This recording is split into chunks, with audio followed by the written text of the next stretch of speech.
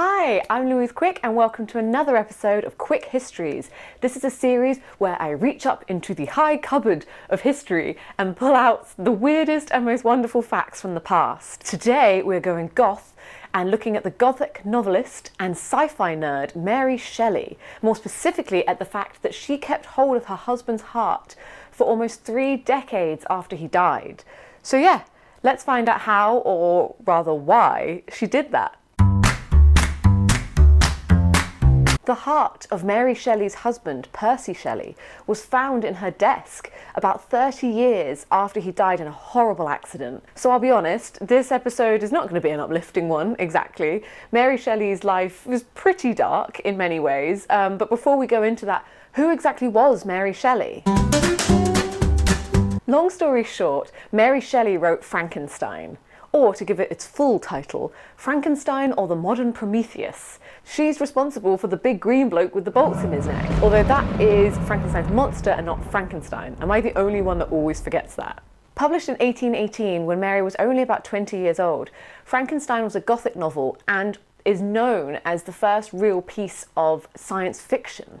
This makes Mary Shelley one of the most influential writers in history and a real goth. In fact, she was so goth that in the early months of her relationship with Percy Shelley, they would meet up at her mother's graveside. I mean, most people just go for coffee on a first date, or is that just me? At this point, Mary was about 16 and Percy was about 21. They were both writers, they were both clearly a little bit dark, and there was only one tiny problem, which was that Percy was already married. Surprisingly, neither family were super keen on the idea of a 16-year-old girl being in a relationship with an older man who she regularly met in a graveyard. But Mary and Percy were determined to be together. So in the early hours of a day in July 1814, the couple ran away together to mainland Europe, where they wrote and got inspired and travelled and met other emo archetypes. I think to fully understand Mary and Percy, we need a little bit of historical context. Mary and Percy were romantic, but that's romantic with a capital R. Romanticism was a movement popular in the early 1800s. It's most closely associated with artists and writers who focused on feelings and nature and everything pre-industrial. The Romantics were basically the poets that we were made to study at school, including Lord Byron. In fact, Lord Byron was good friends with Mary and Percy as they travelled around Europe. As I mentioned, Mary Shelley had some dark moments in her life and experienced more loss than anyone ever should. Her mother died just days after she was born. Then in 1816, her half-sister committed suicide. This was followed 1 month later by the suicide of Percy's wife, Harriet Shelley. This did mean that Mary and Percy could officially be married. But throughout their marriage, they lost 3 children, with only their 4th child surviving to adulthood. All of this by the time Mary was only 22 years old. Then, in July 1822, another tragedy struck. Percy Shelley drowned in 1822 when his boat was caught in a violent storm off the coast of Italy near Pisa, where he and Mary were living. His body was cremated on the beach, and the story goes that his heart wouldn't burn or wasn't burning as fast as the rest of him, and then was snatched from the flames by his friend Edward Trelawny. Not that Trelawny. The organ passed to another of Percy's poet pals. That is not easy to say, Percy's poet pals. Before Mary Shelley, quite rightly, demanded that her husband's heart be handed to her. And then, 29 years later, when Mary Shelley passed away in 1851, the dusty remains of Percy's heart were found wrapped in a copy of one of his late poems, tucked away in Mary Shelley's desk. Can you imagine being the person who found it? Like many tales from history, you've got to tread carefully with this story or with this fact, because there are several different versions of these events told by different people. The most popular version of events comes from predominantly Edward Trelawny.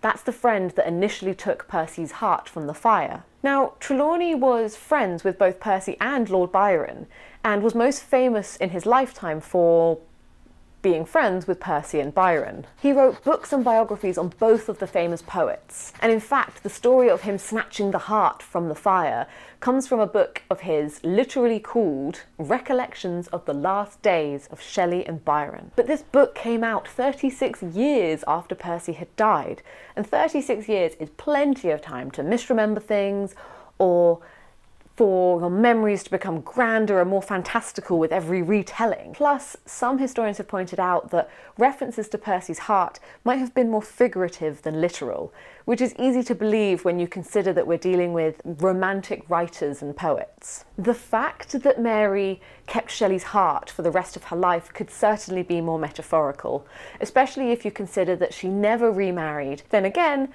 there are those who swear that Mary had Percy's heart locked away in her desk.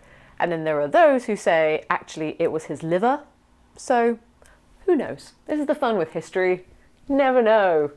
Yeah. So there we have it. The not exactly uplifting, but hopefully quite fascinating history around why Mary Shelley may have, or did, keep hold of her husband's heart for about 3 decades after he died.